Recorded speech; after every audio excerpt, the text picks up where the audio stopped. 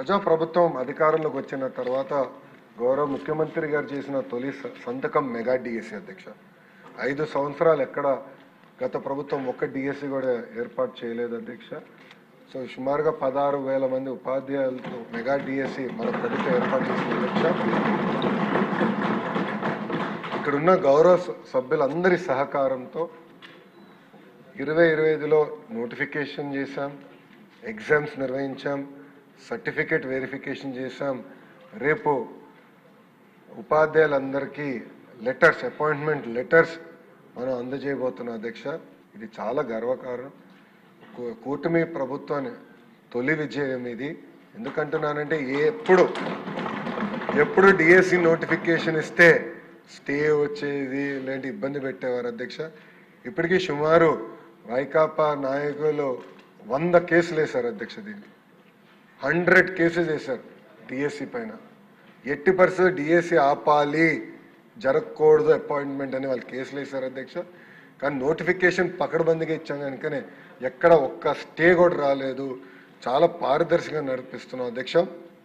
And రేపు గౌరవ ముఖ్యమంత్రి, ఉప ముఖ్యమంత్రి గారి నాయకత్వంలో పెద్ద ఈవెంట్ ఒకటి నిర్వహిస్తాం. సుమారుగా 16,000 మంది ఉపాధ్యాయులు, వాళ్ళ కుటుంబం నుంచి ఒకరు, అంటే 32,000 మందితో సచివాలయం పక్కనే అధ్యక్ష మెగా డిఎస్సి ఈ ఆఫర్ లెటర్స్ అనేది మేము అందజేస్తాం జరుగుతుంది అధ్యక్ష.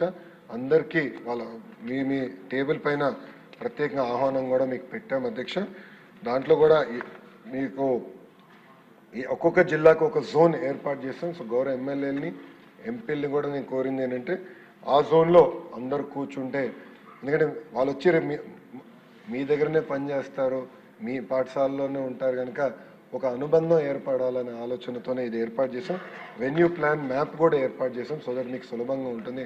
దయచేసి ఈ కార్యక్రమాల్లో గౌరవ ఎమ్మెల్యేలందరూ పాల్గొనాలని సభాముఖంగా కోరుకుంటున్నాం. అంతేకాకుండా అధ్యక్ష, అందరం కార్లు వేసుకుని వెళ్తే మళ్ళీ పార్కింగ్ ఇబ్బంది ఉంటుంది కనుక ఇక్కడ మేము బస్సులు ఏర్పాటు చేసాం.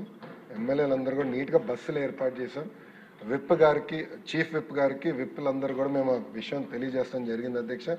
సో దయచేసి ఆ బస్సుల మార్గం ద్వారా అక్కడికి వస్తే ప్రశాంతంగా అన్ని ఏర్పాట్లు మేము చేస్తాం. ఈ కార్యక్రమం జయప్రదం చేయవలసిందిగా ఈ సభాముఖంగా నేను గౌరవ సభ్యులందరినీ కోరుకుంటూ, కొంతమంది సభ్యులు అంటే ప్రతిపక్ష పార్టీకి చెందిన గౌరవ సభ్యులు ఈ సభలో లేరు అధ్యక్ష. బట్ వాళ్ళకు కూడా జిఏడి ద్వారా, పులివెందుల ఎమ్మెల్యే గారు కూడా జిఏడి ద్వారా ఆహ్వానం పంపిస్తాం జరిగింది అధ్యక్ష. ఈ మీ ద్వారా వాళ్ళని ఆ కార్యక్రమంలో పాల్గొనాలని ఈ సభాముఖంగా వాళ్ళని కూడా నేను కోరుతున్నాను అధ్యక్ష. థ్యాంక్ యూ అధ్యక్ష. జై ఈ డిఎస్సి విషయంలో లోకేష్ గారిని నేను కూడా అభినందిస్తున్నా. ఎందుకంటే ప్రతిపక్ష పార్టీ వాళ్ళు కూడా అభినందించారు. ప్రతిపక్ష పార్టీ వాళ్ళు కూడా ఎక్కడ చిన్న ఆ సెలక్షన్ ప్రాసెస్లో అప్రిసియేషనే తప్ప కామెంట్ చేయాలన్నా కామెంట్ చేయలేని విధంగా జరిగిందని చెప్పి నాకు వేరే వాళ్ళు కూడా చెప్పాలి అంటే వైరి వర్గం వారు కూడా, అంటే పొలిటికల్గా వైరి వర్గం వాళ్ళు కూడా అభినందించారు. దీనికి ప్రత్యేక ధన్యవాదాలు. Thank you.